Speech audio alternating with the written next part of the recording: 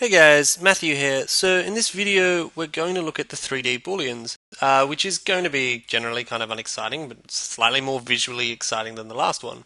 So I'm going to start in the same way we started last time, and I'm going to make a box. And I'm going to make it 10 units by 10 units by 10 units, yeah, because I like the number 10.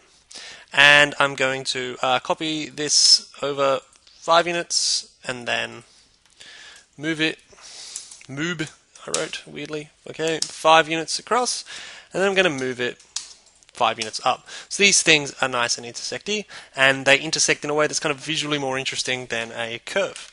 So I'm going to now do what I did last time as well, and I'm going to copy it over 20 units, 40 units, 60 units, and 80 units. And I'm just going to reinforce the kind of commands we did before in 2D and show you that they all still work in 3D. So here we go. I'm going to use a command called Boolean intersection. Boolean intersection. There we go. And I need to select things in an order. So it'll ask me for the first set of surfaces or polysurfaces. So I'll select this one, and I want to find the intersection between that and the second set. Voila. No problem there. Pretty cool. Alright, then we can also do a Boolean union, which will ask me for the surfaces or polysurfaces to union. And there we go. Notice how the inside is gone. So it's important to realize that this is not so good. So when we get into the drawing module, which is the next one, we'll see why this kind of join is actually really, really bad. And in that this kind of join here, where there's a nice black line here and there's nothing inside, is a really, really good join for drawing and modeling together. So now we can do the Boolean differences. Boolean difference, which this minus this gives us that, and then Boolean difference, this minus this gives us that. And of course, the last one we did was Boolean split. And I'm going to split this one with this one, and it splits this into 2 pieces, and I could then also split this one with this one, this one with this one, and it'll split that into 2 pieces as well. So there you have it. So these are the exact same kind of things we had last time, but in 3D. Not overly exciting.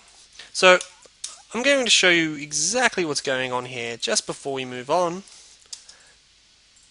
So I've got 2 objects that are kind of intersecting somehow, and these ones are randomly sized. So what the computer is actually doing is it's, okay, well, I'm going to look at all the surfaces and start to trim and split things for you.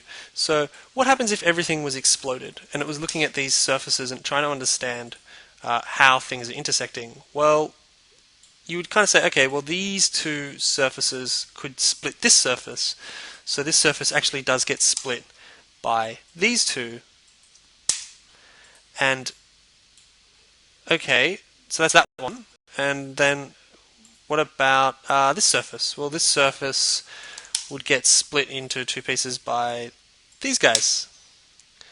Okay, and what about this surface? Well, this surface would be split into 2 by this guy and this guy.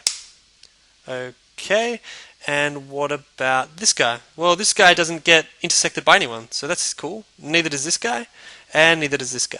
So this surface has been split. This surface has been split. This surface has been split. Okay, cool. Let's go move on to the next one. So this guy, this top surface, would get split by, say, for example, this guy and this guy. Voila. Cool. This guy doesn't get split. This guy doesn't get split. This guy doesn't get split because they don't intersect. Okay, what about this guy? This guy gets split by this guy and this guy. Voila.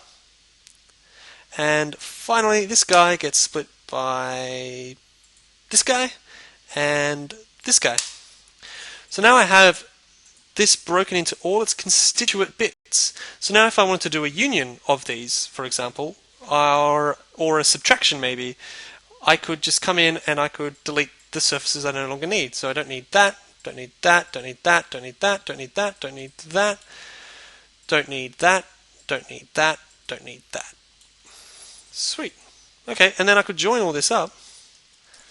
And that's actually what's happening when you do a Boolean difference. This took 2 seconds, right? All I had to do was type Boolean difference. This took quite a while, and it is true that sometimes Boolean difference or Boolean union won't work, and it won't work for a whole bunch of reasons. So you should really begin to practice this line of reasoning, which is quite hard to teach and quite hard to learn. The only way to actually get better at it is to practice thinking about how the geometry is actually intersecting and what it is you're actually trying to do without these simple, easy to use Boolean tools. So they're the 3D Booleans. They'll be very, very useful in working, but they do fail a lot. And there's a whole bunch of reasons for that. And I'm going to go through one in a bit of detail with you in the next video. So see you in the next video.